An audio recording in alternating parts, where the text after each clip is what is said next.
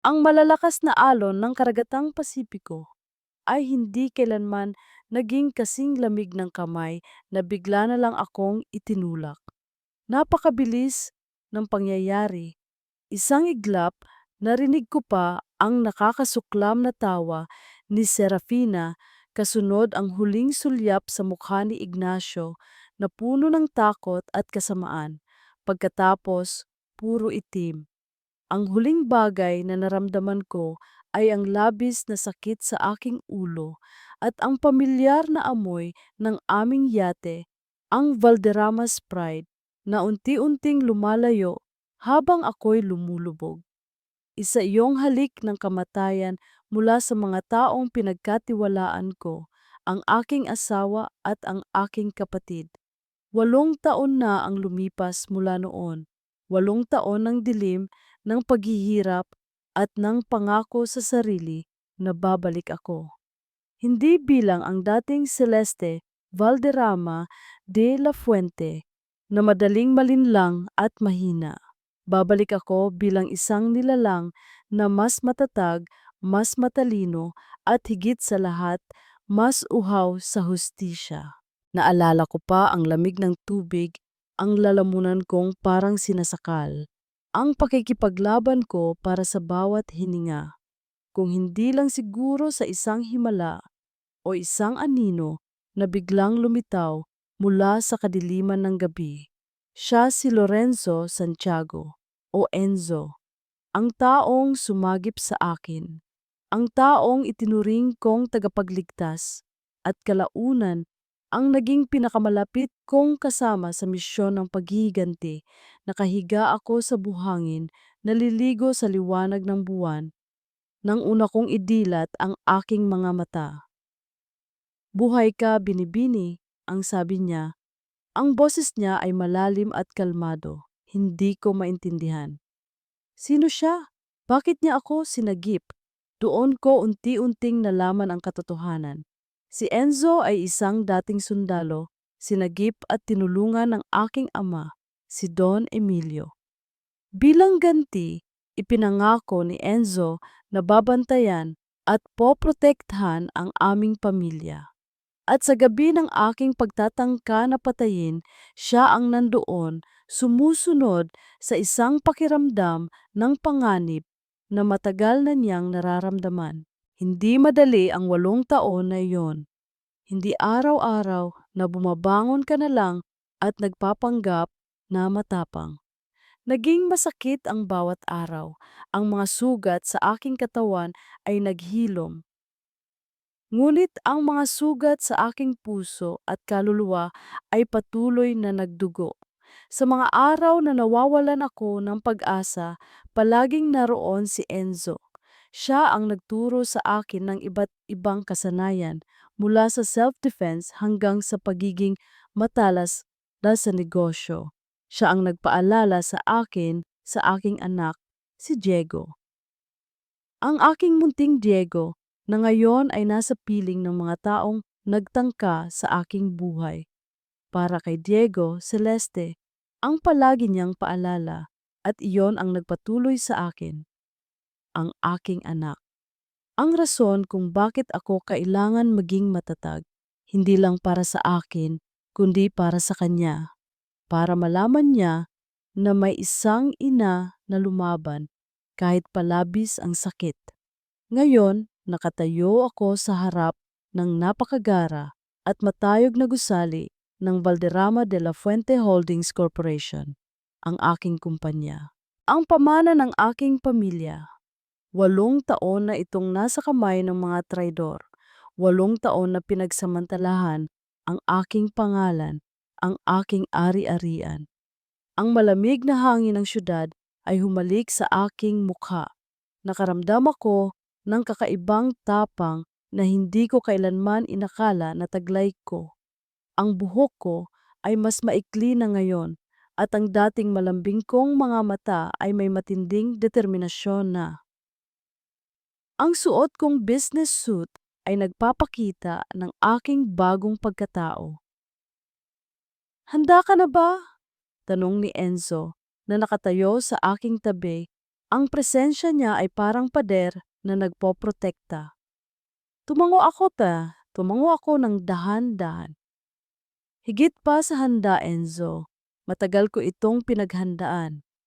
Kinuha ko ang aking cellphone. Isang kakaibang numero ang bigla na lang tumawag. Hindi ko inaasahan. Nag-alinlangan ako saglit bago ko ito sagutin. Hello? Sa kabilang linya, isang boses na pamilyar pero tila nagbago ang intonasyon ang bumulong. Narinig ko ito. Ang boses na iyon tila galing sa nakaraang masakit at madilim. Sila ay magbabayad, Celeste. Nalaglag ang cellphone sa kamay ko, ang puso ko ay humampas ng malakas. Sino iyon? Ang tinig sa telepono ay umalingaw-ngaw sa aking isip. Sila ay magbabayad, Celeste. Sino kaya iyon? Alam niya ang nangyari sa akin. Alam niya ang aking paghihiganti. Nagdagdag ito ng kaba, ngunit lalo ring nagpatapang. Hindi ako nag-iisa. Celeste? Sino yon? Tanong ni Enzo, halatang nababahala sa bigla kong pagtulala. Umiling lang ako. Wala. Siguro isang maling tawag. Ngayon, hindi ito ang oras para magtanong. Ngayon, ang oras para kumilos. Pumasok kami sa loob ng Valderrama de la Puente Holdings Corporation. Ang lobby ay kasing ganda pa rin ng dati, ngunit may kakaibang dilim na bumabalot. Ang mga tingin ng mga empleyado ay nagtataka, nag-uusisa, ngunit hindi ko sila pinansin. Ang tanging layunin ko ay ang conference room sa ikalimang palapag. Nang makarating kami sa pintuan, huminga ako ng malalim. Ang amoy ng kape at bagong papel ay bumati sa akin, kasama ang humigit kumulang 20 matandang mukha na abala sa kanilang mga tablet. Sa dulo ng mahabang mesa, nandoon sila. Si Ignacio nakaupo sa aking upuan, sa upuan ng chairman, at sa tabi niya si Serafina, may mapagkunwaring ngiti sa labi. Bumukas ang pinto, lahat ng mata ay napatingin sa akin. Magandang umaga mga Ginoo at binibini. Ang sabi ko, ang boses ko ay matatag, puno ng awtoridad na hindi nila inaasahan. Pasensya na kung naabala ko ang inyong pagpupulong. Nagulat ang lahat. Hindi nila ako nakikilala. Ang aking itsura ay nagbago. Ang aking dating mahaba at kulot na buhok ay pinaikli at pinadilim. Ang aking dating malambot na porma ay nagkaroon ng tigas. Ang aking mga mata na dating puno ng pagmamahal at tiwala ay ngayon ay matatalim at may labis na galit. Si Ignacio ang unang nag-react. Dahan-dahan siyang tumayo. Ang mukha niya ay namutla. Ang ngiti ni Serafina ay unti-unting nawala, napalitan ng gulat at pagkasuklam. Si Celeste? Bulong ni Ignacio. Halos hindi makahinga. Ngumiti ako ng pilit. Hindi ba't isang magandang sorpresa, Ignacio? Ang aking boses ay walang anumang emosyon. O dapat ko bang sabihin, Mr. Ramirez, ngayong wala na akong koneksyon sa iyo? Sumiklab ang bulungan sa silid. Ang mga miyembro ng board ay nagtataka. Ano ang ibig mong sabihin? Singhal ni Serafina. Ang mga mata niya ay nagbabaga. Sino ka? At anong karapatan mong dumating dito at manggulo? Lumingon ako sa kanya. Hindi mo ba ako nakikilala, Serafina? O sadyang bulag ka na sa pagnanasa mo sa kapangyarihan? Naglakad ako ng dahan-dahan patungo sa mesa. Ang bawat hakbang ay may bigat ng 8 taon ng paghihintay. Ako si Celeste Valderrama de la Fuente, ang legal na tagapagmana ng korporasyong ito at ako ang tunay na chairman. May malalaking file na hawak si Enzo. Inilapag niya ito sa gitna ng mesa. Isang kopya ng Last Will and Testament ni Don Emilio Valderrama, ang aking ama. Mga dokumento ng pagmamay-ari ng shares at mga legal na papeles na nagpapatunay sa aking pagiging buhay. Ang mga dokumentong ito ay nagpapatunay sa aking pagiging buhay at ang aking karapatan bilang chairperson ng Valderrama de la Fuente Holdings Corporation. Paliwanag ko, hindi ako patay gaya ng pinlano ninyo at ngayon nagbalik ako para bawiin ang lahat ng kinuha ninyo sa akin. Nawala ng kulay ang mukha ni Serafina. Imposible. Patay ka. Nakita ko mismo. Nakita mo ang bangkay ko, hamon ko. O nakita mo lang ang huling sandali ko sa tubig, umaasa na hindi na ako muling lilitaw? Si Ignacio na matagal ng tahimik ay nagsalita. Celeste, mag-usap tayo. Maaaring may misunderstanding lang dito. Tumawa ako ng mapait. Misunderstanding? Pagkatapos ng 8 taon, Ignacio, pagkatapos mong itulak ako sa kamatayan kasama ang kapatid ko? Ang mga salitang iyon ay parang bomba sa silid. Nagulat ang lahat. Hindi kami nagtulak, depensa ni Serafina, ngunit ang boses niya ay nanginginig. Nalunod ka lang? Aksidente! Aksidente? Tanong ko. Talaga ba? Ang bangkay ng taong nalunod ay karaniwang nakikita, ngunit wala, dahil siniguro ninyong wala akong matitirang bakas. Sa gilid ng aking paningin, napansin ko ang isang maliit na bata sa labas ng conference room, sa waiting area. May hawak siyang laruan at naglalaro, isang cute na bata, mga 8 taong gulang. Ang buhok niya ay maitim at may malalaking mata na pamilyar sa akin. Huminto ang pagtibok ng puso ko. Iyon si Diego, ang anak ko, ang bunga ng pagmamahal namin ni Ignacio.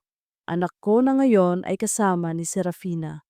Nakaramdam ako ng matinding sakit at pagkamuhi sa aking dibdib.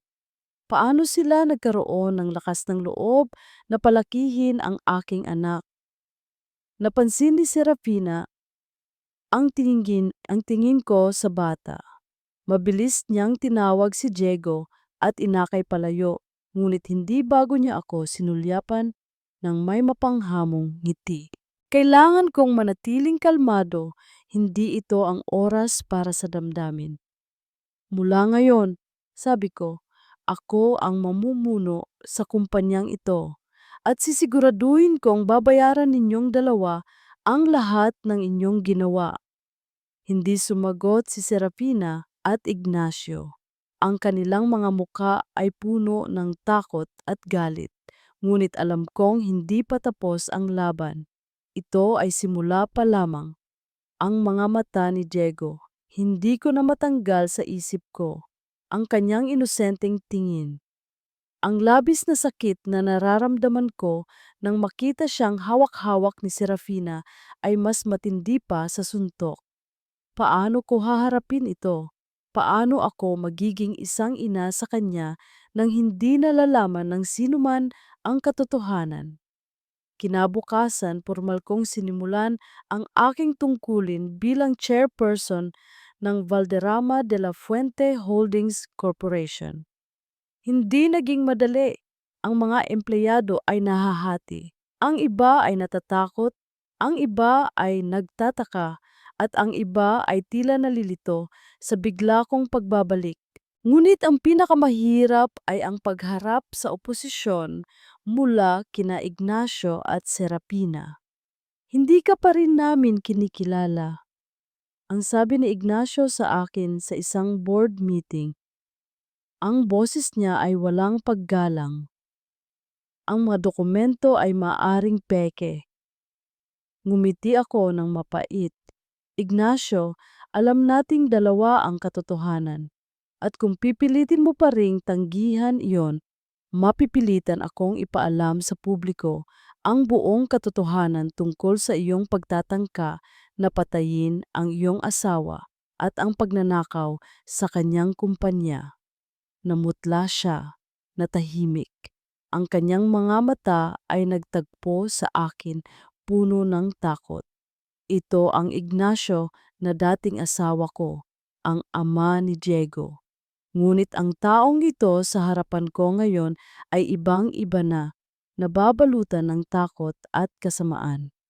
Habang nagpupumilit akong ayusin ang mga problema sa kumpanya, laging nandoon ang anino ni Diego. Araw-araw, nakikita ko siya sa mga sulok ng building, naglalaro. Minsan ay kasama ang isang yaya at madalas ay kasama ni Serafina. Pinipilit kong iwasan siya. Pigilin ang sarili ko na yakapin siya. Ito ang pinakamahirap na bahagi ng aking paghihiganti. Ang aking puso ay durog sa bawat oras na nakikita ko ang aking anak na walang ideya na ako ang kanyang ina. Isang hapon, habang naglalakad ako sa hallway papunta sa aking opisina, bigla kong nakita si Diego. May hawak siyang laruang sasakyan at tumatakbo. Napaatras ako, sinusubukang itago ang sarili ko, ngunit huli na. Bumangga siya sa akin. "Ay, pasensya na po, ma'am." Ang sabi niya, agad na pinulot ang nahulog niyang laruan. Bumaba ako sa kanyang level. "Ayos lang, anak." Ang boses ko ay halos nanginginig.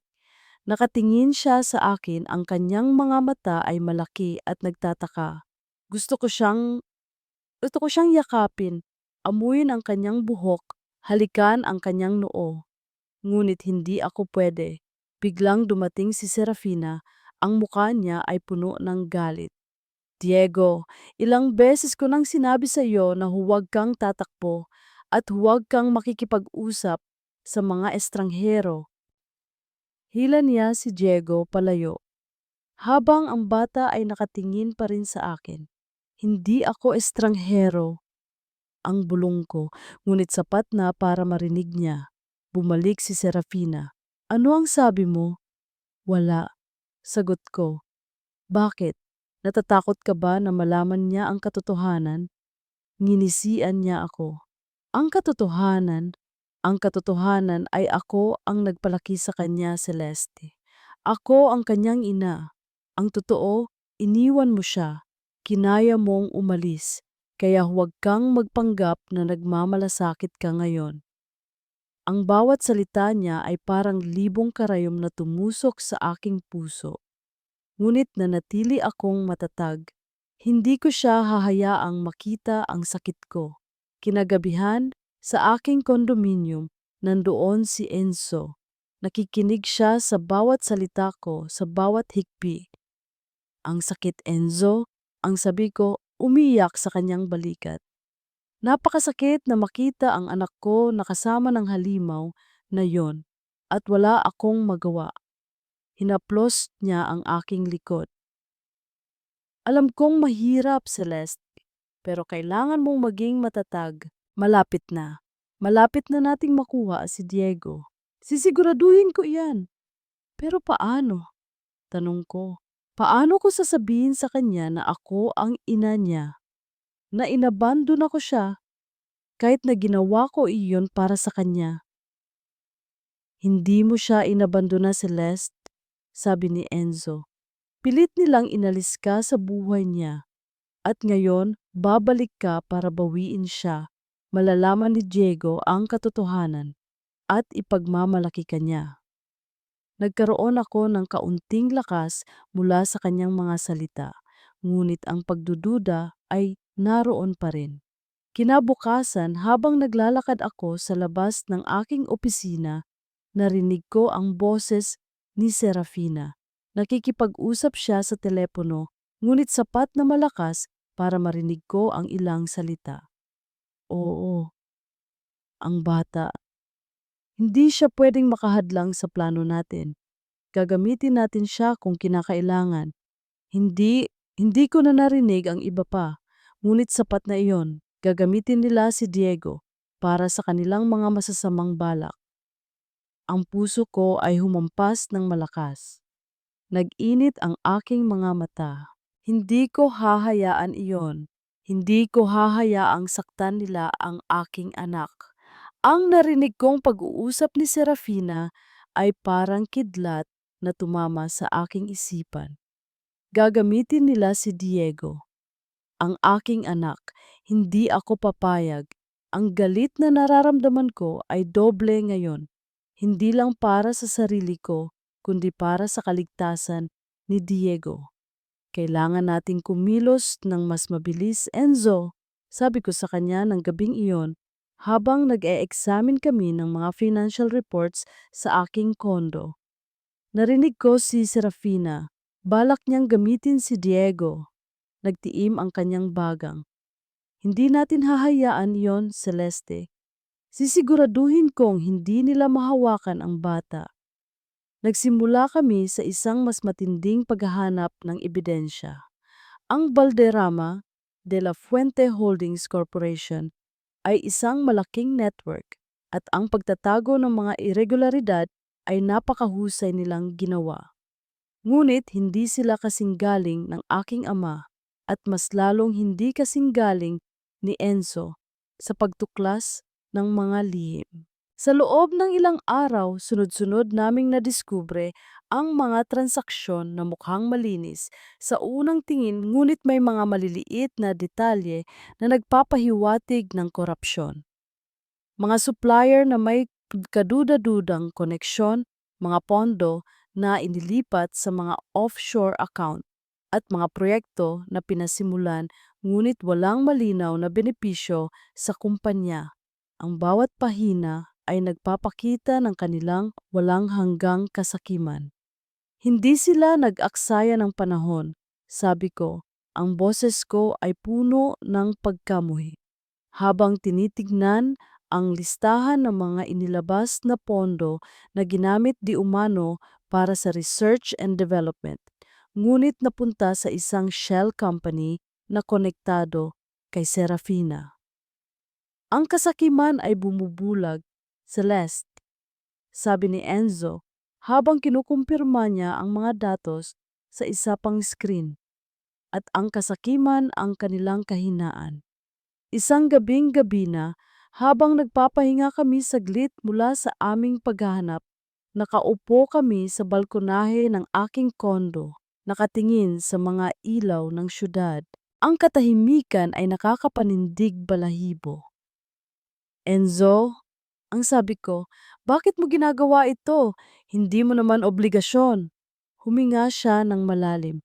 Utang na loob ko ito sa iyong ama, Celeste. Pero bakit? Hindi kanya kamag-anak. Hindi kanya tinanggap sa kumpanya. Lumingon siya sa akin. Ang kanyang mga mata ay nagpapakita ng matinding lungkot na hindi ko pa nakikita dati. Hindi lang basta utang na loob. May utang na buhay ako sa kanya. Doon, ikinuwento niya ang kanyang nakaraan. Si Lorenzo Santiago ay hindi lang isang ordinaryong pangalan. Siya ay isang dating miyembro ng Special Forces ng Armed Forces of the Philippines. Isang elite soldier.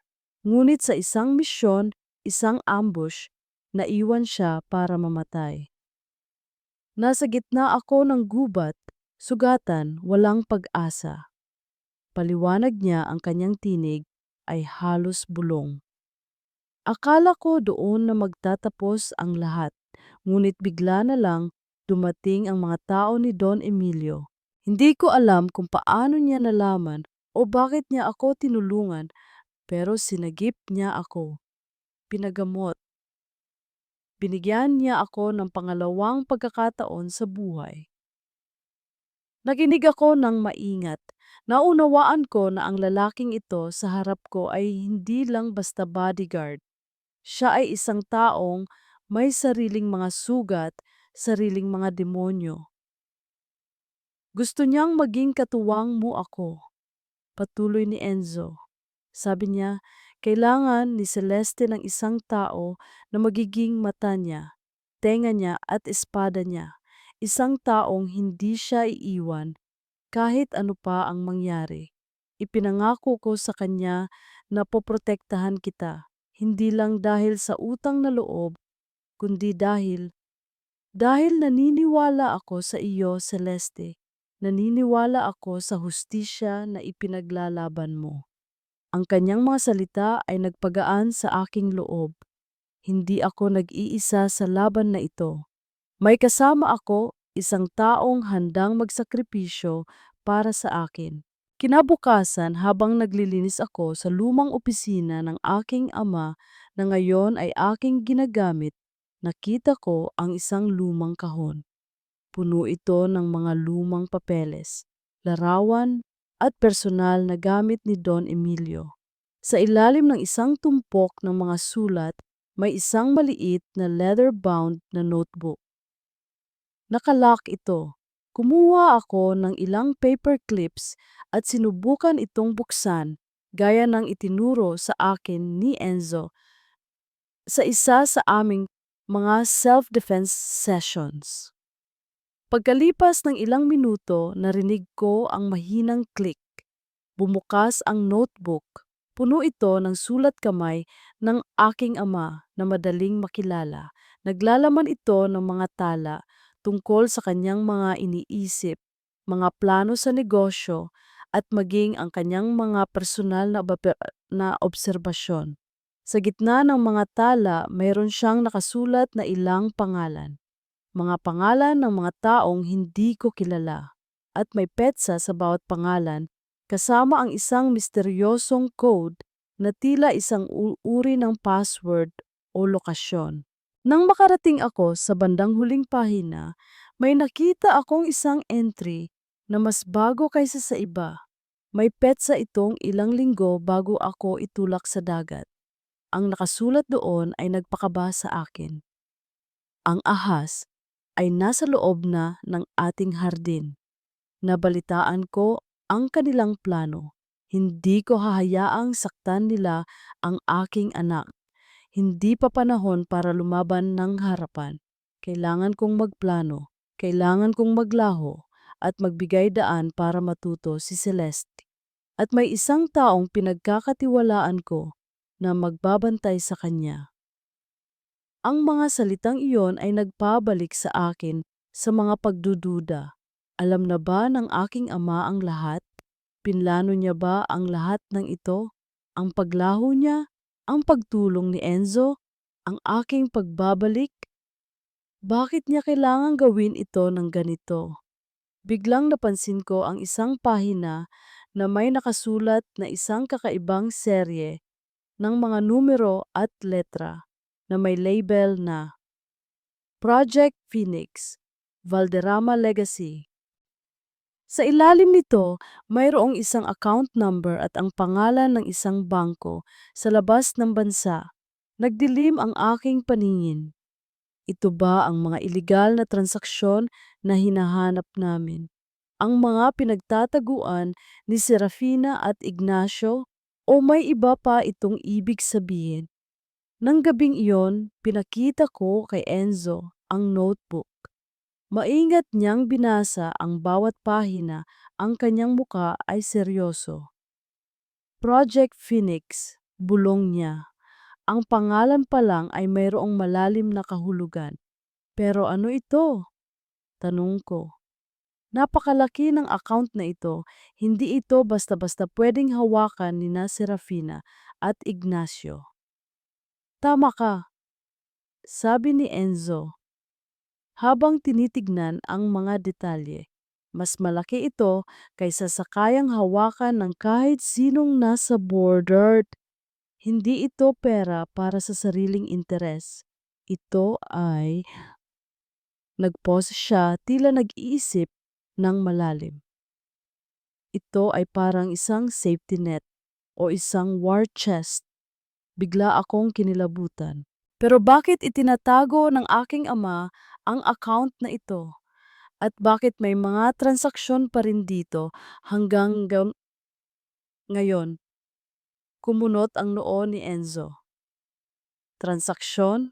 Kailan? Turo ko sa huling entry.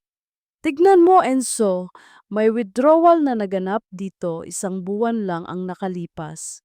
Nanlaki ang mga mata niya. Isang buwan, pero patay na si Don Emilio, 8 taon na ang nakalipas.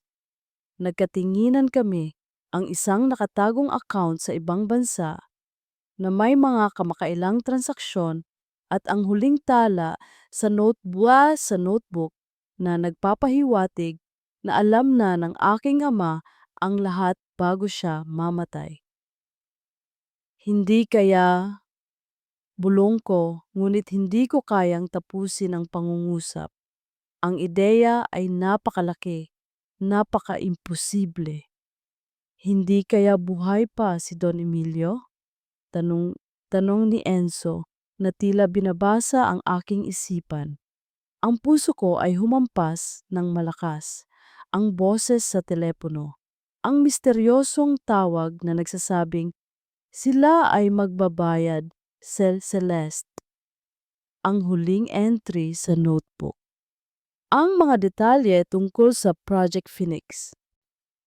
Kung totoo man ito, nangangahulugan itong ang buong 8 taon ng paghihirap, ng pagpaplano, ng paghihiganti, ay bahagi ng mas malaking plano ng aking ama.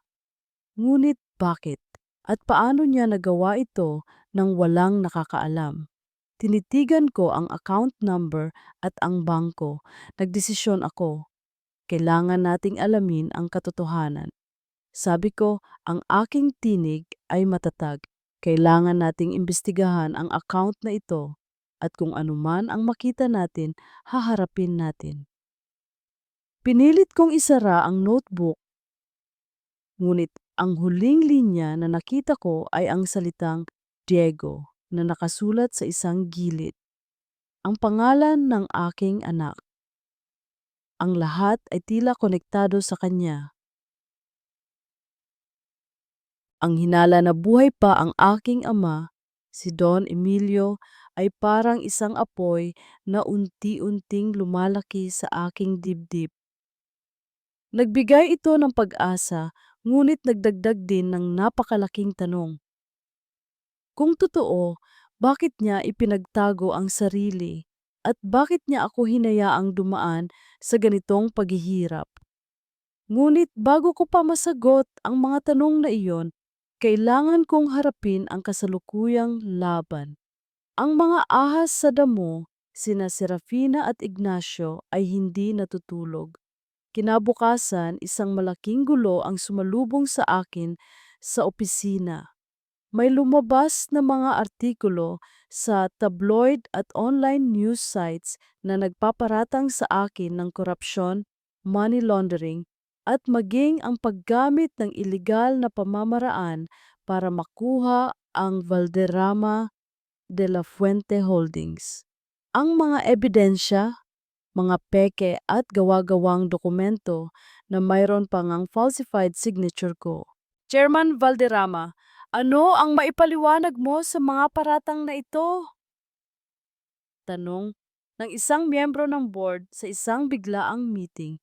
Ang kanyang boses ay puno ng pagdududa. Ito ay mga kasinungalingan, matatag kong sabi. Isang paninira lamang. Alam nating lahat kung sino ang may kakayahang gumawa nito. Ngunit hindi sila nakumbinsi. Ang mga miyembro ng board, na karamihan ay matatanda at konserbatibo, ay nagsimulang mag-alinlangan. Ang mga mata ni Serapina ay kumikinang sa tagumpay, habang si Ignacio naman ay tila mas lalong lumalakas ang loob. Ang reputasyon ng kumpanya ay nanganganib, Celeste. Sabi ni Serapina, ang kanyang boses ay may pag-aalala na peke. Siguro, mas magandang mag-leave of substance ka muna habang inaayos mo ang mga isyung ito.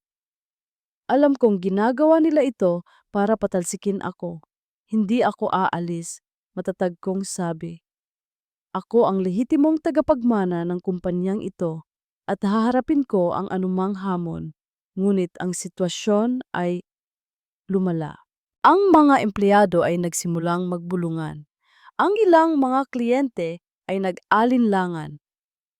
Ang presyo ng aming stock ay nagsimulang bumaba. Pakiramdam ko ay dahan-dahan akong hinihila pababa ng mga kamay ng aking mga kaaway. Isang gabi, habang pauwi ako mula sa isang mahabang araw ng pakikipaglaban sa board at sa media, naramdaman ko ang isang kakaibang pakiramdam. May sumusunod sa akin. Binalewala ko muna, iniisip na produkto lang ito ng aking pagod. Ngunit habang papalapit ako sa aking kondominium, naramdaman ko na mas lumalakas ang pakiramdam na ito. Pagpasok ko sa parking area, biglang may sumulpot na isang lalaki mula sa dilim. May hawak siyang kutsilyo. Sinugod niya ako. Bitawan mo ang Valderrama o babayaran mo ang lahat ng ito. Ang sabi niya, ang kanyang tinig ay garalgal. Napaatras ako, ngunit mabilis akong nag-react. Ang mga taon ng training kay Enzo at ay bumalik sa akin. Umilag ako sa kanyang saksak at sinubukan kong sipa sa kanyang tiyan. Ngunit mas malakas siya kaysa sa inaakala ko. Nag-umpisa ang aming laban sa dilim ng parking area. Ang aking puso ay humampas ng malakas. Hindi ito ang unang pagkakataon na nakipaglaban ako, ngunit ang pakiramdam ng kamatayan ay napakalapit. Biglang may malakas na tunog ng gulong. Isang sasakyan ang humarurot papunta sa aming direksyon. Ito si Enzo. Mabilis siyang bumaba, ang kanyang mukha ay seryoso. "Celeste!" Sigaw niya. Nang makita si Enzo, biglang nagiba ang mukha ng sumugod sa akin. Nag-alangan siya sandali at sa sandaling iyon, sinipa siya ni Enzo ng malakas. Tumalsik siya at tumama sa pader. Mabilis siyang tumayo, ngunit sa halip na lumaban pa, tumakbo siya palayo at nawala sa dilim. Hinihingal ako, ang puso ko ay patuloy na humahampas. "Salamat, Enzo," bulong ko. "Ayos ka lang ba?" tanong niya at inspeksyon niya ang aking braso na may gasgas. Napapansin kong lumalaki ang kanilang paglaban. Ginagamit na nila ang pisikal na pananakit. Tumango ako. Sinasabi ko na nga ba, hindi sila titigil. "Kailangan nating mag-ingat ng higit pa," sabi ni Enzo. "At kailangan nating mahanap ang susunod nilang hakbang bago pa sila makasakit sa iyo." Sa aking opisina kinabukasan, isang mysterious envelope ang nakita ko sa aking mesa. Walang pangalan ng nagpadala. Binuksan ko ito, ang aking puso ay puno ng kaba. Sa loob may isang lumang litrato, isang larawan ko at ng aking ama na magkayakap. Bata pa ako noon. Sa likod ng litrato, may nakasulat na isang address at isang simpleng mensahe sa sulat kamay na pamilyar sa akin. "Sana'y magtagumpay ka, anak." Ang sulat kamay na iyon, ito ay sulat kamay ng aking ama. Ang address, ito ay isang liblib na lugar sa probinsya. Ang litrato, ang mensahe. Ang lahat ay tila konektado sa boses, sa telepono, sa Project Phoenix, at sa pagdududa na buhay pa siya.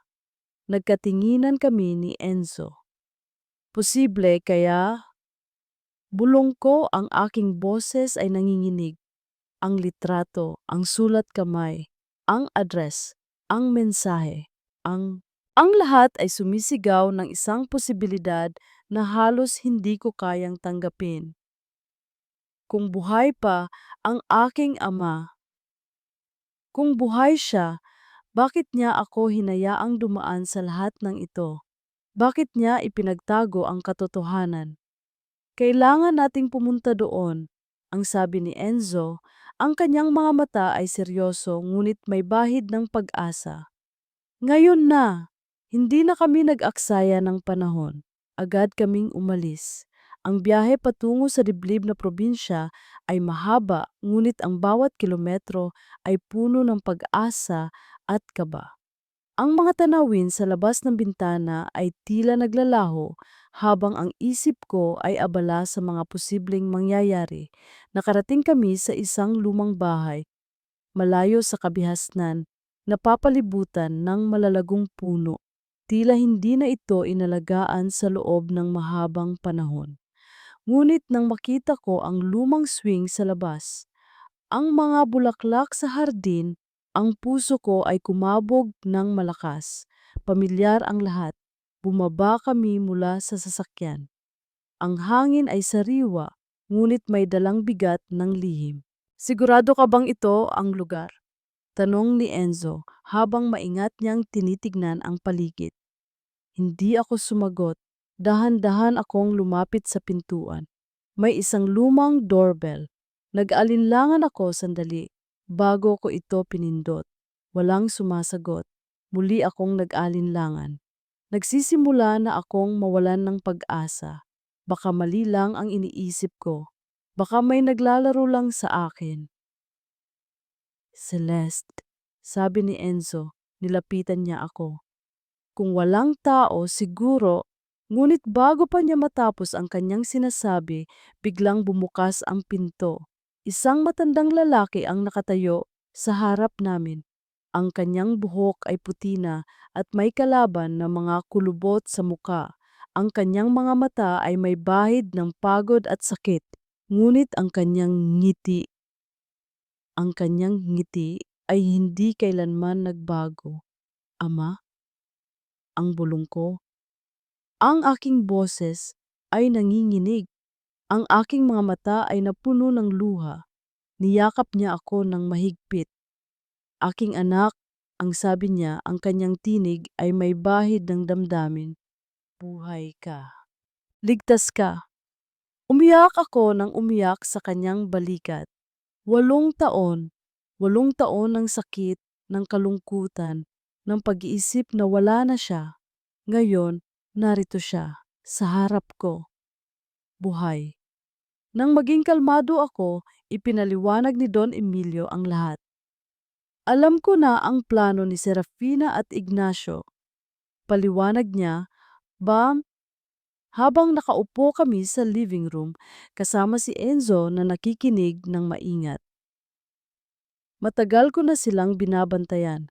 Ang kasakiman ni Serafina, ang kahinaan ni Ignacio. Alam kong magtatangka silang gawin ito. Pero bakit? Bakit ka nagpanggap na patay? Tanong ko, ang aking tinig ay puno pa rin ng emosyon. Bakit mo ako hinayaang dumaan sa lahat ng ito? Malungkot siyang ngumiti. Kailangan mong matuto, anak. Kailangan mong maging malakas. Kung nandun ako, hindi ka matututo lumaban. Kailangan mong maranasan ang sakit para mas maintindihan mo ang halaga ng hustisya. At alam kong mayroon kang lakas na iyan sa iyong kalooban. Naunawaan ko na. Ang lahat ng paghihirap, ang lahat ng sakit ay bahagi ng kanyang plano. Ang Project Phoenix ay hindi isang iligal na account. Ito ay isang pondo na inihanda niya para sa akin, para sa aking pagbabalik, at para sa muling pagbangon ng aming kumpanya. At si Enzo ang kanyang pinagkakatiwalaang mata at tenga, ang taong magpoprotekta sa akin. Nakahanda na ang lahat, Celeste, sabi ng aking ama habang inilalabas niya ang isang malaking brown envelope. Puno ito ng mga dokumento, financial statements, buwisi at audio recordings. Ito ang mga ebidensya. Ang lahat ng kailangan mo para ganap na ibagsak si Serafina at Ignacio, ang kanilang korupsyon, ang kanilang pandaraya, ang kanilang pagtatangka na patayin ka. Tinitigan ko ang mga dokumento. Ang lahat ng paghihirap ko, ang lahat ng pinagdaanan ko ay magkakaroon na ng katapusan. Samantala, sa isang mamahaling restaurant sa syudad, nagdiriwang sina Serafina at Ignacio. Naglulubog na si Celeste. sabi ni Serafina habang iniinom ang kanyang wine. Ang media ay nasa panig natin at wala siyang ibang magagawa kundi ang magbitiw. Ngumiti si Ignacio. Tama ka. Sa wakas atin na ang Valderrama. Walang makakapigil sa atin. Ngunit sa sandaling iyon, nagring ang cellphone ni Ignacio. Isang tawag mula sa isang anonymous number. Sinagot niya, ang kanyang muka ay namutla. Ang baso ng wine ay nalaglag mula sa kamay ni Serafina at nagkalat sa sahig. Imposible! Sigaw ni Ignacio. Ang kanyang boses ay puno ng takot. Buhay siya? Ama! Ang sabi ko habang hinahawakan ang kanyang kamay. Ang aking mga mata ay nakatingin sa kanya, may bahid ng pag-aalala. May isa pang lihim na kailangan mong malaman tungkol kay Diego. Ang pagbabalik ng aking ama, si Don Emilio, ay isang bomba na sumabog sa aming mundo. Ang kaba na naramdaman ko ay napalitan ng panibagong lakas. Ngayon, mayroon na kaming sapat na ebidensya. Ngayon, handa na kami para sa huling laban. At ang balita mula sa aking ama tungkol kay Diego ay nagdagdag ng isang bagong kaba sa aking puso. Kinabukasan, isang malaking press conference ang inorganisa. Nang lumabas kami ng aking ama sa entablado, kasama si Enzo sa aming likod, ang mga flash ng kamera ay nagmistulang mga kidlat. Ang mga mamamahayag ay nag-uulantang sa pagkakita kay Don Emilio Valderrama na matagal nang inakalang patay. Magandang umaga sa inyong lahat. Ang simula ng aking ama, ang kanyang boses ay malakas at malinaw sa kabila ng edad. Ako si Don Emilio Valderrama at narito ako upang ibunyag ang matinding kasinungalingan at krimen na naganap sa loob ng aking pamilya at kumpanya. Isang oras na puno ng pagkabigla at pag-revelations ang sumunod. Ibinunyag ng aking ama ang lahat, ang pagtatangka na patayin ako, ang pagnanakaw ng kumpanya, ang mga iligal na transaksyon na pinangungunahan nina Serafina at Ignacio. Ipinakita niya ang mga dokumento, ang mga audio recordings, at ang lahat ng ebidensya na kanyang tinipon sa 8 taon na pagpapanggap na patay. Ang reaksyon ng publiko ay agad-agad. Galit, pagkabigla, at matinding pagkondemnasyon ang bumuhos kina Serafina at Ignacio. Sa loob ng ilang oras, ang kanilang mga muka ay nasa lahat ng balita, kasama ang headline, Valderrama Patriarch returns from the dead, exposes fraud and murder plot. Samantala, sa kanilang penthouse, sina Serafina at Ignacio ay nasa matinding kaguluhan. Imposible! Sigaw ni Serafina habang binabato ang TV remote. Paano nangyari ito? Patay na siya, patay na silang dalawa. Si Ignacio na tila nawawala sa sarili ay nakaupo sa sofa. Ang kanyang muka ay putlang-putla. Nakatago siya. Nagplano siya ng lahat ng ito. Isang demonyo si Don Emilio. Biglang dumating ang pulis.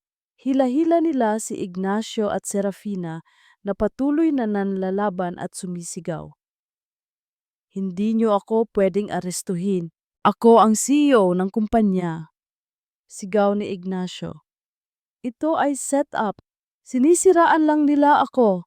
Depensa ni Serafina. Ang kanyang mga mata ay nagtagpo sa akin sa TV screen, puno ng matinding galit at pagbabanta. Magbabayad ka, Celeste. Hindi pa tapos ang laban. Hindi pa. Nang hapong iyon matapos ang press conference, nagpulong kami ng aking ama at ni Enzo sa opisina. Ang kumpanya ay sa wakas ay nabalik na sa tamang kamay. Ngunit hindi pa tapos ang lahat. Kailangan nating siguraduhin na hindi na makakaganti si Serafina, sabi ng aking ama. Kilala ko ang kanyang pagiging desperado. Tama ka, ama, sabi ko. Pero ang mas kinakabahala ko ay ang sinabi mo tungkol kay Diego. Huminga ng malalim si Don Emilio. Ang totoo, anak, sa aking pagmamanman, nalaman ko ang isang lihim na matagal nang itinago ni Serafina. Nagkatinginan kami ni Enzo. Si Diego, anak mo siya. Ngunit, nagpause siya at tumingin kay Enzo. At anak din siya ni Ignacio. Napasigaw ako. Ano? Imposible! Paano? Hindi ko alam ang eksaktong detalye. Paliwanag ng aking ama. Ngunit malinaw na itinago ito ni Serafina kay Ignacio para maging ganap siyang hawak. Ang balak niya ay gamitin si Diego laban sa iyo at para patuloy na manipulahin si Ignacio. Ang bawat salita ay parang suntok sa aking sikmura. Ang aking anak ay anak din ni Ignacio at itinago ito ni Serafina. Ang sakit ng pagtataksil ay nadagdagan ng 1,000 beses. Hindi ko hahayaang saktan niya si Diego. Sabi ko, ang aking tinig ay matatag. Kailangan nating protektahan si Diego. Huwag kang mag-alala, Celeste, sabi ni Enzo habang inilalagay ang kanyang kamay sa aking balikat. Sisiguraduhin kong ligtas si Diego, kakayanin natin ito. Nang gabing iyon, habang si Serafina ay nasa presinto, nakita niya sa balita ang pagbagsak ng kanyang mga plano. Ang kanyang pagiging desperado ay umabot na sa sukdulan. Isang bantay ang dumaan sa kanyang selda at may ibinulong siya, hindi narinig ng bantay. Hindi pa tapos ang laban, Celeste. At ang anak mo ang unang magbabayad. Isang masamang ngiti ang bumalot sa kanyang mukha. Sa aking kondominium, nakaramdam ako ng kakaibang kaba. Hawak ko ang aking cellphone. Biglang may dumating na text message mula sa isang hindi kilalang numero. Nagpakita ito ng isang litrato. Si Diego, masayang naglalaro sa isang parke. At sa ibaba ng larawan, may nakasulat na mga salita na nagpatindig ng balahibo ko. Hindi pa tapos ang laban, Celeste. At ang anak mo ang unang magbabayad. Ang mensahe, ang larawan ni Diego, ang mga salita ni Serafina, ang lahat ay umalingaw-ngaw sa aking isip. Isang babala na hindi ko dapat balewalain. Ang kaba sa aking dibdib ay hindi ko mapigilan. Kailangan nating hanapin si Diego. Ngayon din, ang sabi ko kay Enzo. Habang pinapakita sa kanya ang text message, wala siyang bantay ngayon? Tanong ni Enzo. Ang kanyang muka ay seryoso. Hindi ba't sinabi ni Serafina na may yaya si Diego? Oo, pero baka pinlano niya ito. Sagot ko, ang aking tinig ay halos bulong. Sinasabi ko na nga ba, Enzo, may gagawin siya. Agad kaming sumakay sa kotse, patungo sa parke na nasa larawan. Ang bawat segundo sa biyahe ay parang isang oras. Ang aking puso ay humahampas ng mabilis. May masamang kutob na unti-unting lumalaki. Nang makarating kami sa parke, nakita namin si Diego, masayang naglalaro sa swing. Sa malayo nakita namin ang kanyang yaya na abala sa telepono. May konting gumaan ang aking pakiramdam, ngunit hindi pa rin ako panatag. Enzo, doon tayo sa malapit, sabi ko. Kailangan nating tiyakin na ligtas siya. Nagpark kami sa isang lugar na may malinaw na view kay Diego. Nanonood lang kami. Akala ko, ayos na ang lahat. Ngunit bigla na lang, isang itim na van ang humarurot papalapit sa parke. Ang driver ay may takip sa muka. Ang van ay tila nawalan ng kontrol at diretsong tumama sa poste malapit sa swing ni Diego. Diego, sigaw ko Ang aking tinig ay halos wala nang lumalabas. Naputol ang swing. Tumilapon si Diego. Ang kanyang munting katawan ay bumagsak sa lupa, walang buhay. Hindi. Sigaw ko habang mabilis akong bumaba sa kotse. Si Enzo ay mas nauna pa sa akin. Tumakbo siya patungo kay Diego. Ang kanyang mukha ay puno ng takot. Ang yaya ay sumisigaw. Ang mga tao sa parke ay nagkakagulo, ngunit ang aking paningin ay nakatuon lamang kay Diego. Ang aking anak, pinuhat ni Enzo si Diego. Ang dugo ay umaagos mula sa kanyang ulo. Celeste, tumawag ka ng ambulansya ngayon din, sigaw ni Enzo. Habang inilalapag niya si Diego sa isang patag na lugar, pilit niyang ginagawa ang CPR ngunit ang munting katawan ni Diego ay hindi gumagalaw. Ang aking kamay ay nanginginig habang dinidiyal ko ang 911. Ang aking mundo ay gumuho. Ang aking anak, hindi ko siya nailigtas. Dinala namin si Diego sa ospital. Sa emergency room, ang mga doktor at nurse ay nagmamadali. Si En Si Enzo ay nakahandusay sa isang sulok. May malalim na sugat sa kanyang braso dahil sa debris ng van. Ngunit ang kanyang tingin ay nakatuon pa rin kay Diego. Kailangan niya ng dugo. Sabi ng doktor sa akin, ang kanyang mukha ay seryoso. Type O Rh negative. Napakabihira. Kung hindi kami makahanap ng donor, hindi siya makakaligtas. Ang mga salitang iyon ay parang patalim na tumusok sa aking puso. Type O Rh negative. Hindi ito ang akin. Hindi rin ito kay Enzo. Ang aking pag-asa ay dahan-dahang nawawala. Samantala, sa presinto, nakarinig si Ignacio ng balita.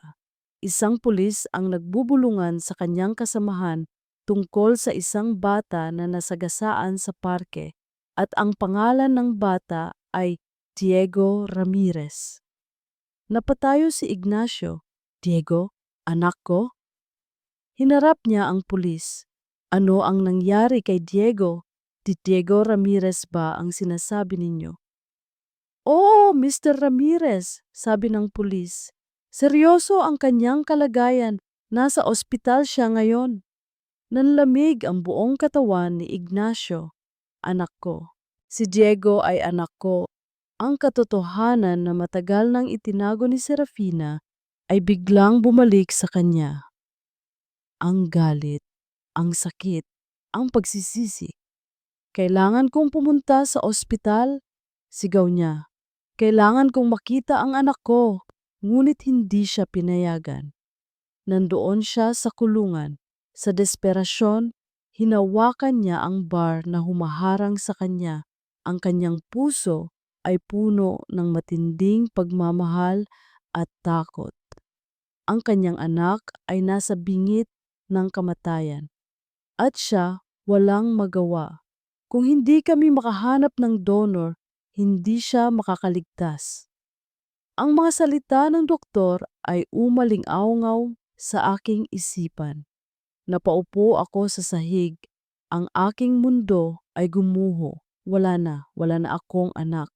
Ang lahat ng aking paghihiganti ay tila walang kabuluhan kung mawawala ang pinakamahalaga sa aking buhay. Ito na ang katapusan ng lahat. Ang mga salita ng doktor ay nagpatigil sa aking mundo. Type O Rh negative. Napakabihira. Ang aking pag-asa ay halos mawala na. Nakaupo ako sa malamig na sahig ng ospital. Ang aking mga mata ay nakatitig sa walang buhay na pinto ng emergency room. Si Enzo, sa kabila ng kanyang sariling sugat, ay patuloy na sinasabi sa akin na huwag mawalan ng pag-asa. Ngunit paano? Samantala sa presinto, si Ignacio ay nasa matinding pagkabahala. Ang balita tungkol kay Diego ay parang apoy na sumusunog sa kanyang loob. Anak ko, si Diego ay anak ko. Ang mga alaala ay nagsimulang bumalik. Ang gabi na naging kami ni Celeste, bago pa man niya malaman ang aking pakikipag-ugnayan kay Serafina, ang mga petsa, ang pagkakataon. Kailangan kong pumunta sa ospital, sigaw ni Ignacio sa mga pulis. Kailangan kong makita ang anak ko. Mr. Ramirez, hindi po kayo pwedeng umalis, sabi ng pulis. May warrant of arrest pa rin kayo. Sa desperasyon, sinubukan ni Ignacio na lumaban.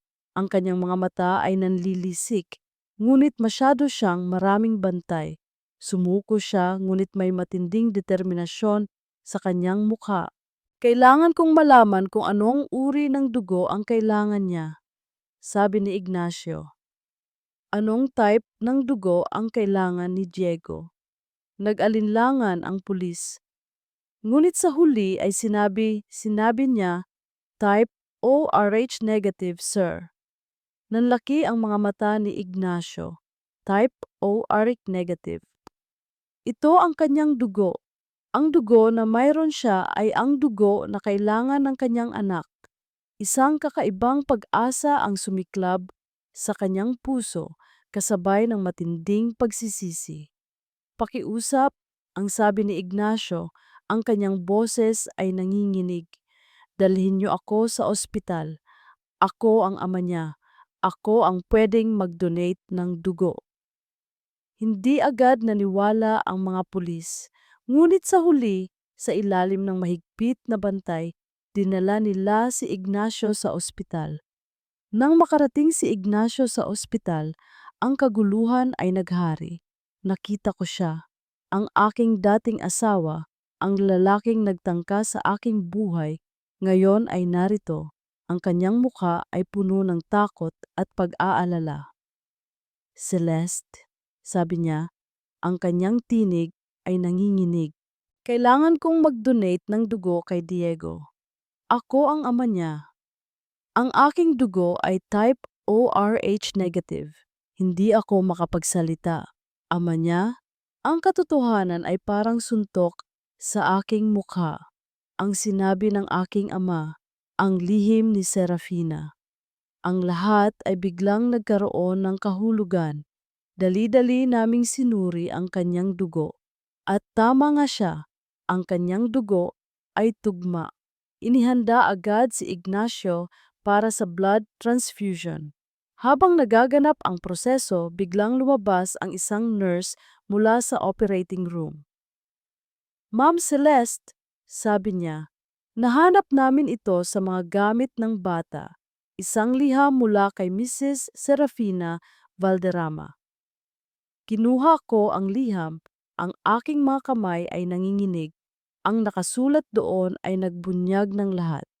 Isang confession ni Serafina na nagdedetalye kung paano niya sinigurado na itago kay Ignacio ang tunay na relasyon niya kay Diego para tuluyang hawakan si Ignacio at gamitin si Diego laban sa akin. Ito rin ang nagpapatunay na siya ang nagplano ng lahat, pati na ang pagputol ng preno ng van para saktan ako, ngunit hindi niya inaasahan na si Diego ang masasaktan.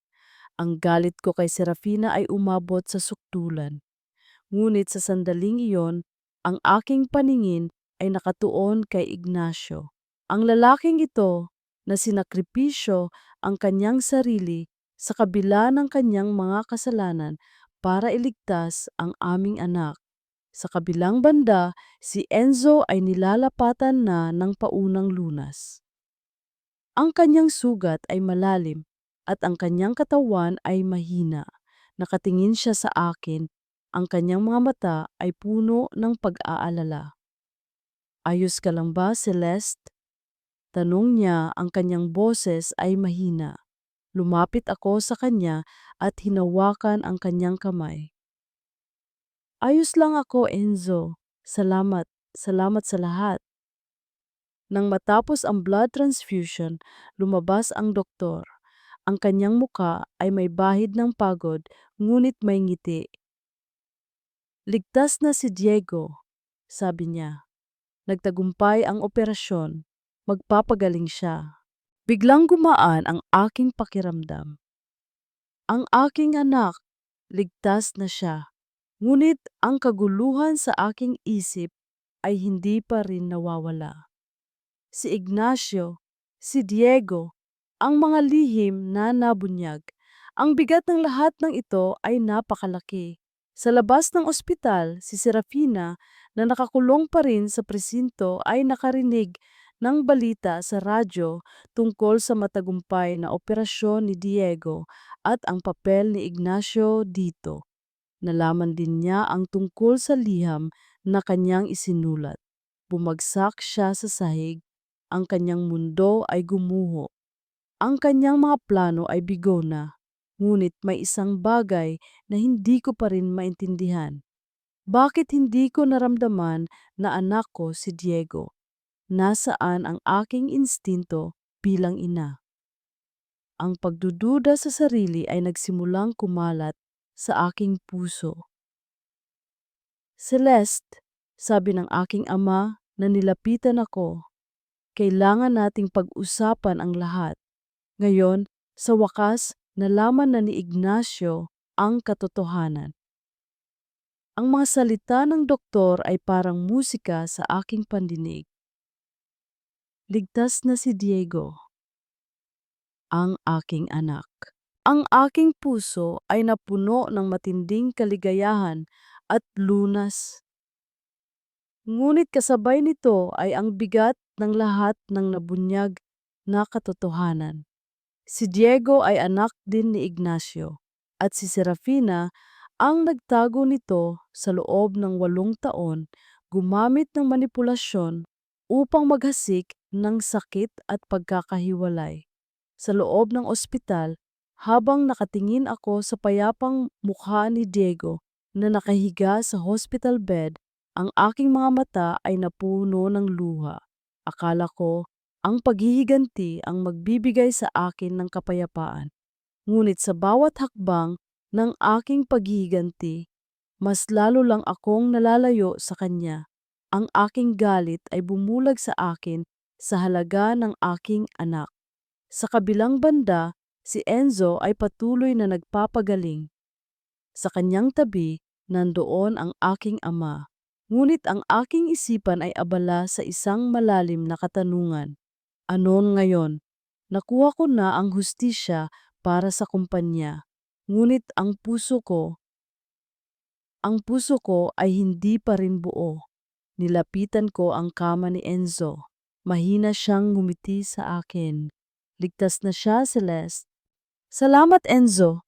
Sabi ko, hinawakan ang kanyang kamay. Salamat sa pagliligtas kay Diego, sa pagliligtas sa akin, sa lahat. Ang kanyang mga mata ay nagpapakita ng pagmamahal. Ipinangako ko sa iyong ama na poprotektahan kita, at ngayon nagawa ko iyon. Tinitigan ko siya. Si Enzo ay laging naroon, laging tapat, laging handang magsakripisyo. Ang kanyang pagmamahal ay tahimik, ngigimik, ngunit malalim. Isang pagmamahal na hindi nag-aatubili, hindi nagtatago. Sa kanya, nakikita ko ang isang hinaharap na puno ng kapayapaan, hindi ng paghihiganti. Ngunit ang tungkol kay Ignacio, ang kanyang sakripisyo para kay Diego ay nagpahirap sa aking kalooban. Ang lalaking nagtangka sa aking buhay, ang lalaking ninaloob ang aming kumpanya, ay siya ring nagligtas sa aming anak. Ang pagiging ama ni Diego ay nagbigay sa kanya ng isang pagkakataon para sa pagtubos. Nang gabing iyon, lumabas ako sa balkonahe ng ospital. Ang mga ilaw ng syudad ay tila nagpapahiwatig ng libu-libong buhay, libu-libong kwento. Ang hangin ay malamig, ngunit ang aking isip ay nag-aapoy. Ang paghihiganti ay isang sugat na hindi naghihilom. Ang bulong ng aking ama sa aking isipan mula sa isang matagal nang nakalipas na alaala. Ang tanging lunas ay pagpapatawad. Lumingon ako sa aking ama na biglang lumitaw sa aking tabi. Ama, paano? Tanong ko. Paano ako magpapatawad pagkatapos ng lahat ng ginawa nila sa akin? Hinawakan niya ang aking balikat. Ang pagpapatawad ay hindi para sa kanila, anak. Ito ay para sa iyo, para malaya ka mula sa galit na bumabalot sa iyo. Hindi mo kailangang kalimutan ang kanilang ginawa, ngunit kailangan mong bitawan ang pagkamuhi para makakita ka ng bagong simula. Naunawaan ko. Ang paghihiganti ay nagpabalik sa akin sa Valderrama de la Fuente Holdings. Ngunit hindi nito maibabalik ang inosente kong puso. Hindi nito mapupuno ang butas sa aking kaluluwa. Ang tanging makakagawa nito ay ang pagpapatawad at ang pagmamahal. Kinabukasan, lumabas na sa ICU si Diego. Maingat akong lumapit sa kanya. Mama, ang mahinang bulong niya habang unti-unting idinidilat ang kanyang mga mata. Niyakap ko siya ng mahigpit, ang aking mga luha ay umaagos. Oo anak, narito si mama. Sa sandaling iyon, ang lahat ng sakit, ang lahat ng paghiganti ay tila naglaho. Ang tanging mahalaga ay ang anak ko, ang aming muling pagkikita. Nang araw na iyon, hinarap ko si Ignacio. Nakaupo siya sa isang waiting area. May bantay sa tabi niya. Ang kanyang mukha ay puno ng pagod at pagsisisi. Ignacio, sabi ko, ang aking boses ay kalmado. Hindi ko na naramdaman ang dati kong matinding galit. Tumingala siya, ang kanyang mga mata ay walang kulay. Celeste, bulong niya, patawarin mo ako. Ako, hindi ko alam. Hindi ko alam na siya ang anak natin. Ngayon alam mo na, sagot ko. At salamat sa pagliligtas kay Diego. Kahit papaano may ginawa kang tama. Yumuko siya. Anumang mangyari sa akin, handa akong harapin. Basta sana mapatawad mo ako. At sana maging magandang ina ka kay Diego. Siya ang mahalaga. Ang kanyang mga salita ay nagpagrot sa aking puso. Kahit sa kanyang kasamaan, may natitira pa ring kabutihan sa kanya, isang pagmamahal sa kanyang anak na nagtulak sa kanya na magsakripisyo. Ang batas ang bahala sa iyo, Ignacio, sabi ko. Ngunit ang personal kong paghihiganti, tapos na iyon. Hindi na ako hahayaan na kainin ng galit ang aking puso. Tumingin siya sa akin ng may pagkabigla. Hindi niya inaasahan ang sagot ko. Kinabukasan, binisita ko si Serafina sa kulungan.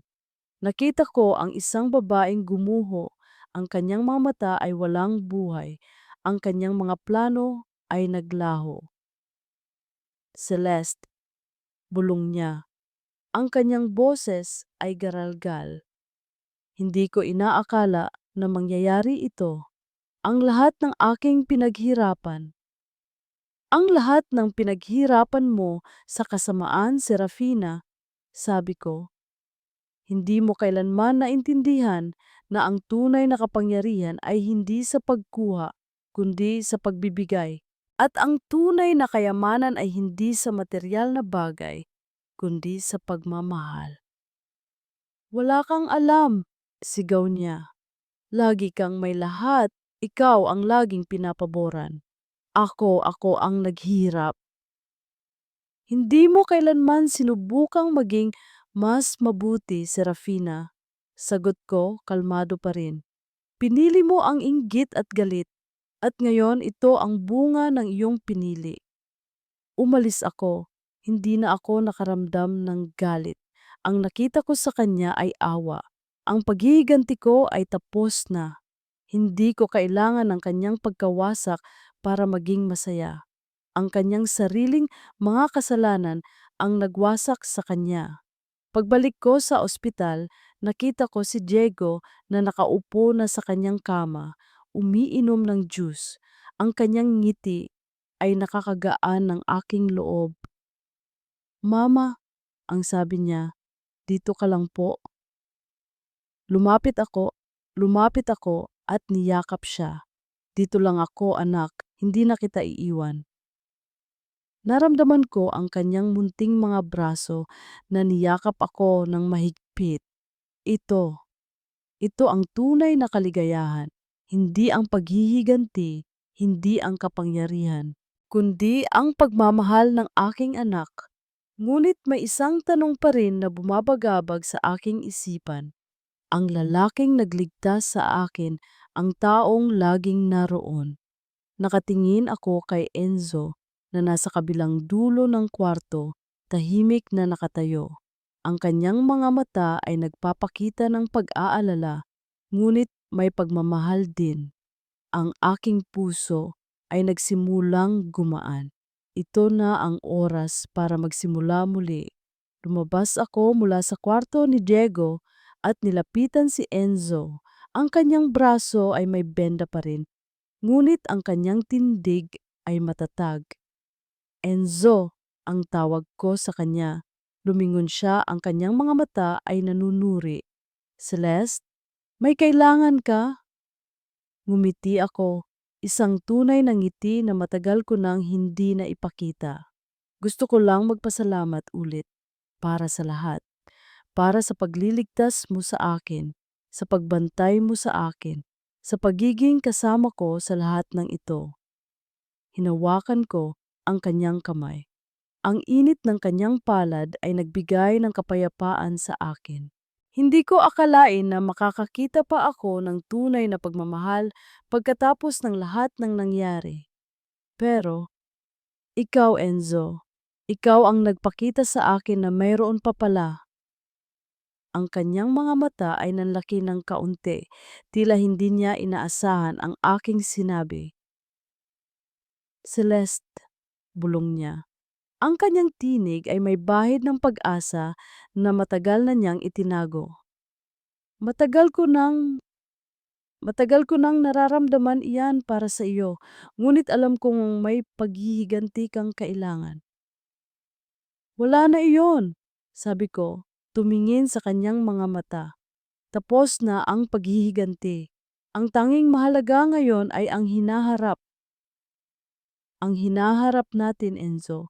Tayong tatlo, ako, si Diego, at ikaw. Biglang lumiwanag ang mukha niya. Isang ngiti ang sumilay sa kanyang labi. Isang ngiti na hindi ko kailanman inakala na makikita ko sa kanya. Niyakap niya ako ng mahigpit. Ito ay isang yakap na puno ng pangako, ng pag-asa, ng pagmamahal. Salamat, Celeste. Bulong niya sa aking buhok. Salamat sa pagbibigay sa akin ng pagkakataong ito. Ang aking ama, si Don Emilio, ay nakatingin sa amin mula sa malayo. Ang kanyang muka ay may ngiti ng kagalakan. Alam kong alam niya na sa wakas, natagpuan ko na ang aking kapayapaan. Sa loob ng ilang araw, lumabas na si Diego mula sa ospital at unti-unti siyang bumabalik sa normal. Kasama namin si Enzo at sinisikap kong unti-unting sabihin sa kanya ang tungkol sa kanyang ama. Sa kabilang banda, si Serafina ay nahaharap sa pinakamatinding parusa ng batas. Ang kanyang mga kasalanan ay napakarami at ang kanyang pagtatangka na saktan si Diego ay nagdagdag sa kanyang mga kaso. Nawala na ang lahat sa kanya, ang kanyang kapangyarihan, ang kanyang pera, ang kanyang kalayaan. Ang kanyang mga mata ay ngayon ay puno lamang ng kawalan ng pag-asa. Isang nakakatakot na paalala ng kung ano ang maaaring mangyari kung ang isang tao ay pinapayagan na kainin ng inggit at kasakiman. Si Ignacio naman, Sa kabila ng kanyang mga kasalanan, ay may natitira pang pag-asa dahil sa kanyang ginawa para iligtas si Diego at sa kanyang pagtatapat at pagsisisi, may posibilidad na mabawasan ang kanyang sentensya. Ngunit ang pinakamabigat na parusa para sa kanya ay ang katotohanan na halos mawala na sa kanya ang kanyang anak at ang pagkawala ng pagmamahal at tiwala na minsan ay nasa pagitan namin ni Celeste. Ang araw ay sumikat, isang bagong araw, isang bagong simula. Ang sakit ng nakaraan ay hindi kailanman lubos na mawawala. Ngunit natutunan kong tanggapin ito at humanap ng kapayapaan sa gitna ng lahat ng ito.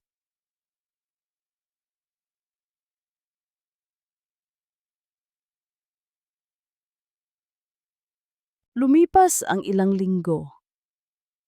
Ang sariwang hangin sa labas ng Valderrama de la Fuente Holdings Corporation ay parang bagong pag-asa. Ang mga pangapagbabago ay nagsimula na, hindi lamang sa loob ng kumpanya, kundi pati na rin sa aming mga puso. Ang Valderrama de la Fuente ay muling nabuhay, hindi lamang sa pangalan, kundi sa kanyang misyon na maglingkod at maging isang institusyon ng integridad. Si Diego ay unti-unting bumabalik sa dati niyang sigla. Ang mga tawa niya ay muling umaalingaw sa aming tahanan, na ngayon ay puno ng mamahal at pag-aalaga. Sinusubukan kong maging pinakamagaling na ina para sa kanya na binubura ang 8 taon ng aking pagkawala. Sa tulong ni Enzo at ng aking ama, itinuturo ko kay Diego ang mga aral ng kabutihan at pagmamahal. Mama, maglalaro po ba tayo sa parke mamaya? Tanong niya isang umaga, habang kumakain kami ng almusal. Oo naman anak, sagot ko, hinalikan ang kanyang noo. Pero bago iyon, kailangan nating tapusin ang iyong homework.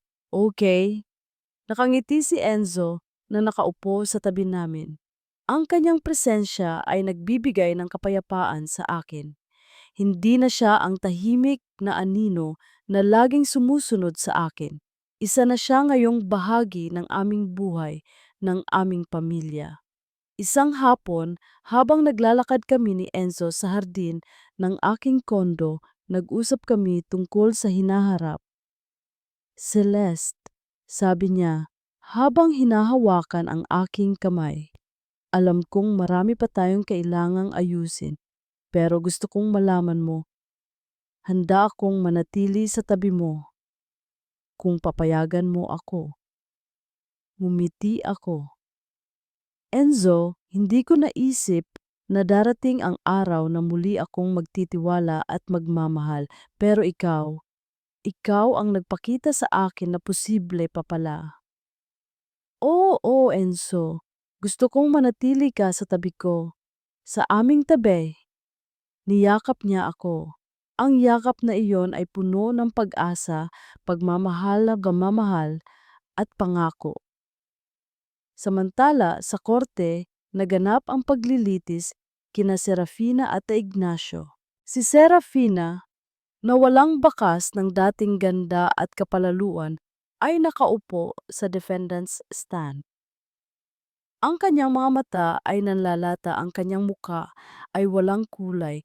Ang, ang mga ebidensya laban sa kanya ay napakarami. Ang pagtatangka na patayin ako, ang pagnanakaw sa kumpanya, ang pagmamanipula kay Ignacio, at ang pagtatangka na saktan si Diego. Siya ay hinatulan ng napakahabang sentensya, isang habambuhay na pagkabilanggo na walang posibilidad ng parole. Nang ipahayag ang hatol, wala siyang naging reaksyon. Tila ang kanyang kaluluwa ay matagal nang patay.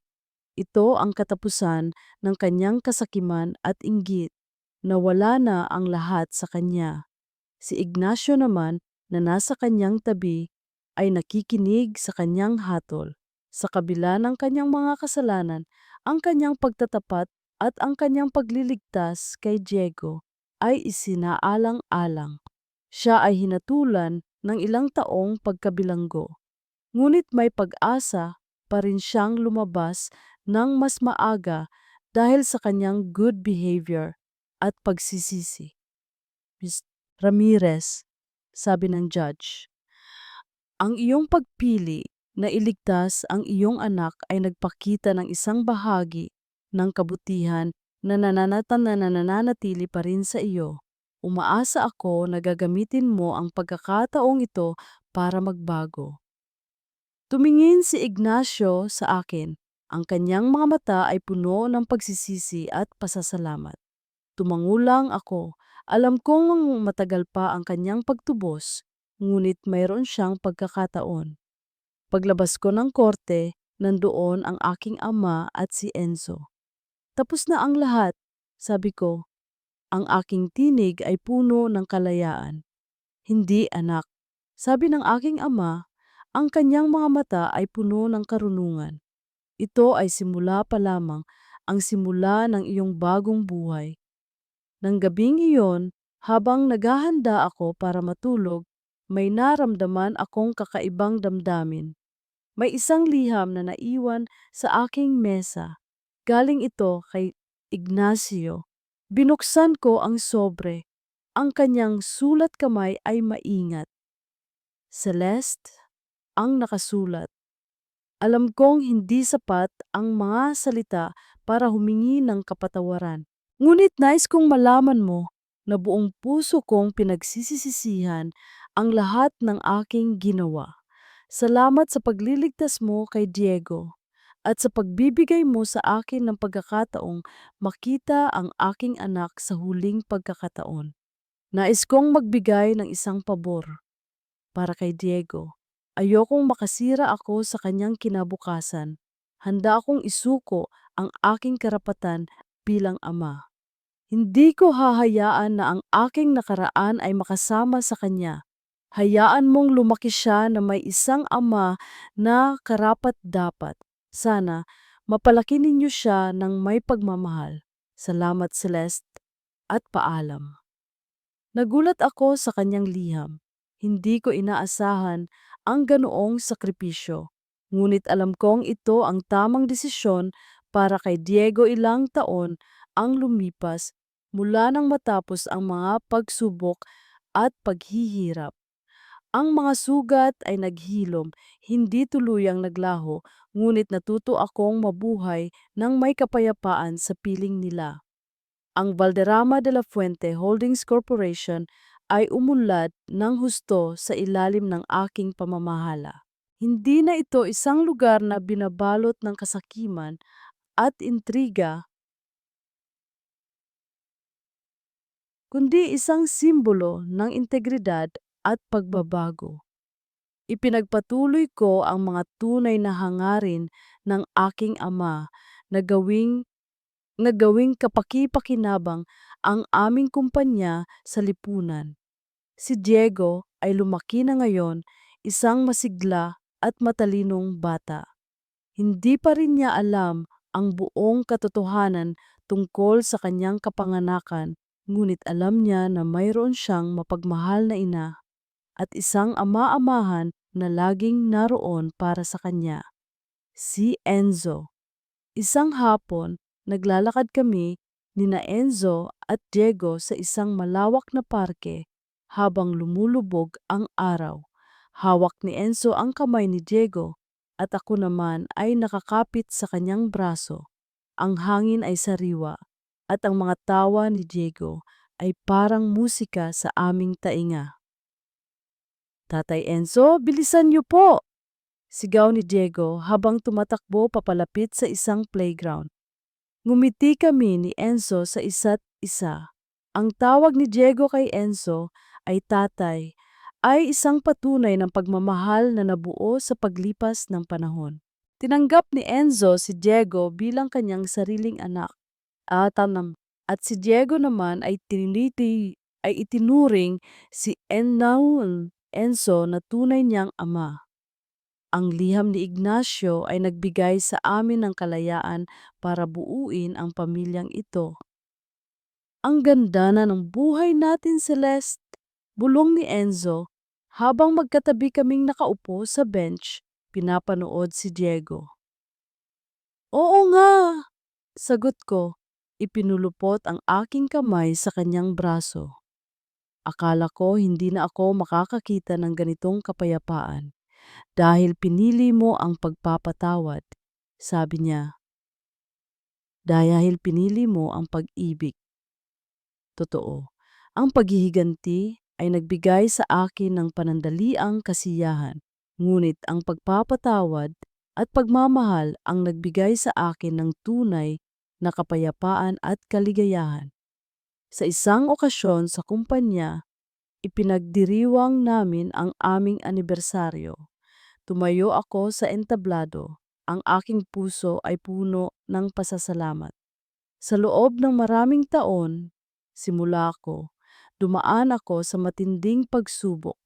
Nawalan ako, nasaktan, at kinain ng galit. Ngunit sa lahat ng iyon, natutunan ko ang pinakamahalagang aral, na ang tunay na lakas ay hindi nasa paghihiganti, kundi nasa pagpapatawad. At ang tunay na tagumpay ay hindi sa material na bagay, kundi sa pagmamahal at pagkakaisa. Tiningnan ko ang aking ama na nakaupo sa audience. Ang kanyang mga mata ay puno ng pagmamalaki.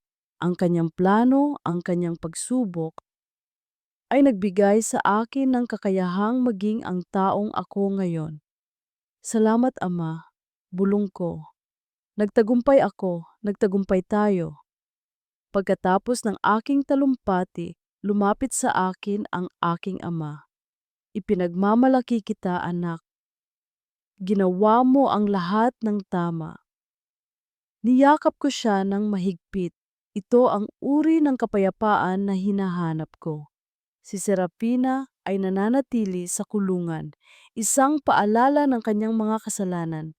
Ang kanyang buhay ay puno ng pagsisisi at pangungulila na walang pag-asa ng kalayaan. Si Ignacio naman ay nakalaya na at sinubukan niyang magsimula muli. Hindi na siya nagtatangkang makipag-ugnayan kay Diego bilang paggalang sa aking desisyon at sa hiling niya sa liham. Alam niyang mayroon na si Diego ng mas magandang buhay at yon ang pinili niya. Ang araw ay tuluyang lumubog at ang mga bituin ay nagsimulang kumislap sa kalangitan. Nakaakbay ako kay Enzo habang nakatingin kami sa natutulog na si Diego. Ang aming pamilya ay hindi perpekto, sabi ko kay Enzo. Ngunit ito ay puno ng pagmamahal at iyon ang pinakamahalaga. Hinalikan niya ako sa noo. Tama ka, Celeste. Ang pagmamahal ang tanging kayamanan. Sa bawat sugat na naghilom, isang bagong pag-ibig ang isisilang. Dahil sa dulo, ang pagpapatawad ang tunay na kapayapaan at ang pagmamahal ang tanging kayamanan. Ilang taon ang lumipas, ngunit ang tunog ng halakhak ni Diego ay sariwa pa rin sa aking tainga. Isang patunay ng buhay na minsan ay akala kong tuluyan nang mawawala. Ang mga sugat ng nakaraan ay hindi ganap na naghilom, ngunit natuto akong mabuhay ng may kapayapaan sa piling nila. Ang Valderrama de la Fuente Holdings Corporation ay umunlad ng husto sa ilalim ng aking pamamahala. Hindi na ito isang lugar na binabalot ng kasakiman at intriga, kundi isang tanglaw ng integridad at pagbabago sa industriya. Ipinagpatuloy ko ang mga tunay na hangarin ng aking ama na gawing kapaki-pakinabang ang aming kumpanya sa lipunan na bumubuo ng mga pangarap at pag-asa, hindi lamang kita.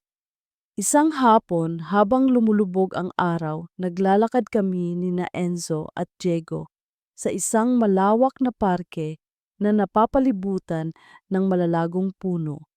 Hawak ni Enzo ang kamay ni Diego, habang ako naman ay nakakapit sa kanyang braso.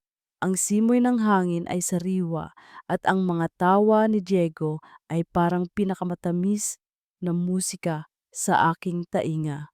Tatay Enzo, bilisan niyo po!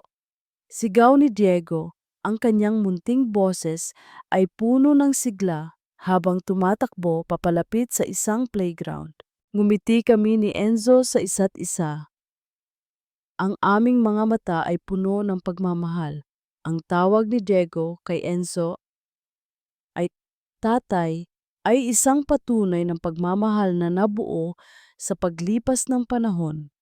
Tinanggap ni Enzo si Diego bilang kanyang sariling anak at si Diego naman ay itinuring si Enzo na tunay niyang ama. Ang liham ni Ignacio ay naging huling kabanata ng kanyang pagtubos at naging daan para buuin namin ang pamilyang ito. Ang ganda ng buhay natin, Celeste, bulong ni Enzo.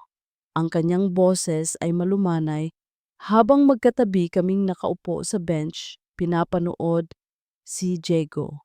Humugot ako ng malalim na hininga.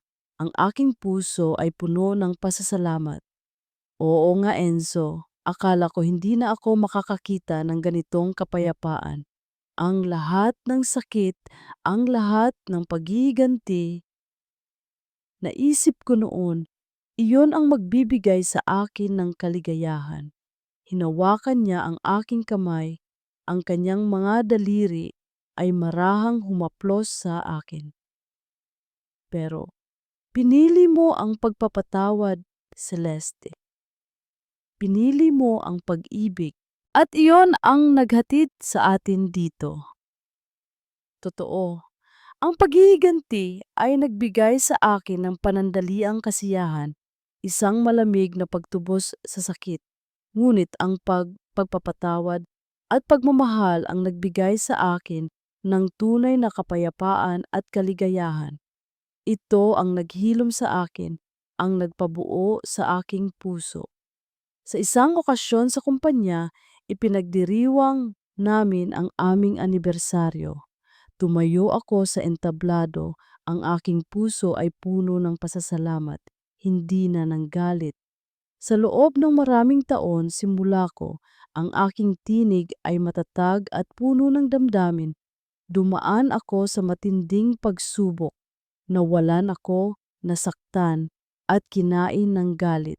Ngunit sa lahat ng iyon, natutunan ko ang pinakamahalagang aral na ang tunay na lakas ay hindi nasa paghihiganti, kundi nasa pagpapatawad.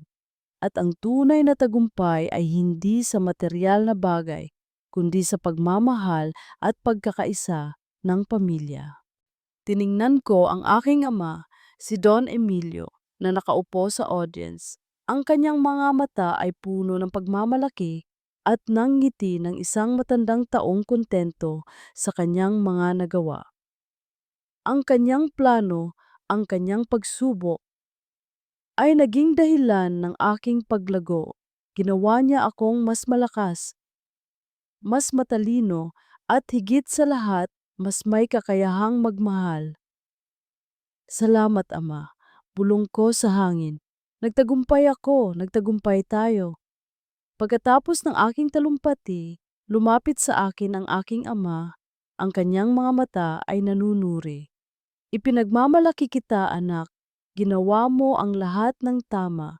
Sa wakas, malaya ka na. Ang salitang malaya ay umalingaw-ngaw sa aking isipan. Oo, malaya na ako. Malaya mula sa galit, mula sa nakaraan. Si Serafina ay nananatili sa kulungan, isang paalala ng kanyang mga kasalanan.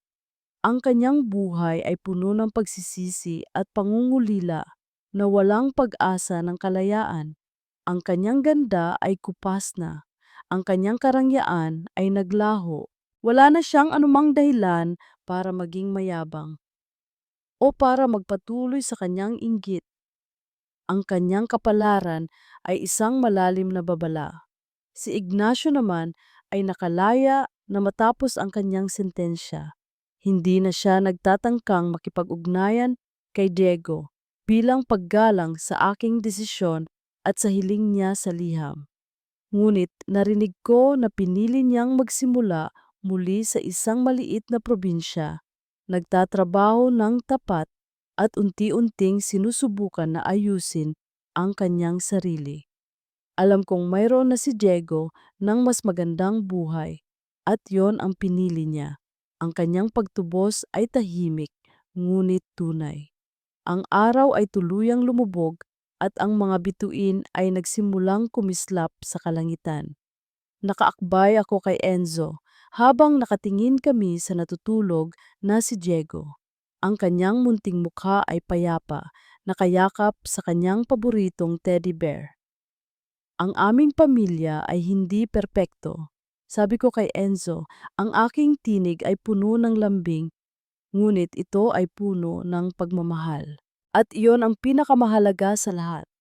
Hinalikan niya ako sa noo, isang pangako ng walang hanggang pag-ibig. Tama ka, Celeste. Sa bawat sugat na naghilom, isang bagong pag-ibig ang isisilang. At ang pagpapatawad ang tunay na kapayapaan at ang pagmamahal ang tanging kayamanan. Ito ang aming pagtatapos. Hindi isang fairy tale, kundi isang kwento ng katatagan, pagtubos, at ang walang hanggang kapangyarihan ng pag-ibig. Isang kwento na nagpapakita na sa kabila ng lahat ng sakit at pagtataksil, mayroon pa ring pagkakataon para sa bagong simula, para sa isang pusong naging buo.